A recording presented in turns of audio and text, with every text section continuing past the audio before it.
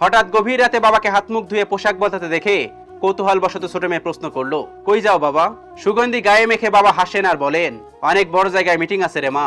মেয়ে তখন বলল, এত রাতে? বাবা তখন বলল, রাতে ফিরি, তাই দিনে ঝামেলার কারণে ঠিক মতো কথা বলতে পারি না। মেয়ে তখন বলল, আমাকে সাথে নেবে? বাবা তখন বলল, তুমি যেতে চাইলে অবশ্যই তোমাকে নিয়ে যাব। মেয়ে তখন বলে, সত্যি? আনন্দে সে উপচে পড়ে। মেয়েটি ভাবেনি তার বাবা রাজি হয়ে যাবে। মেয়েটি দ্রুত উঠে পড়ে বিছানা ছেড়ে।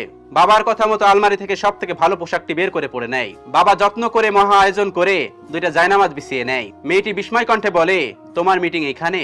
বাবা তখন বলল, আমার মিটিং এইখানে। চলো তোমাকে আল্লাহর সাথে পরিচয় করিয়ে দিই। আমি আল্লাহকে বলবো, আল্লাহ দেখেন, আজ আমার মেয়ে আমার সাথে আছে। তখন মেয়েটি বলল, আমি তো আল্লাহকে দেখি না বাবা।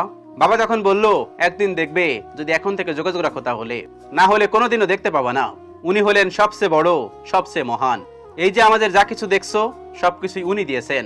আমাকে তোমার মতো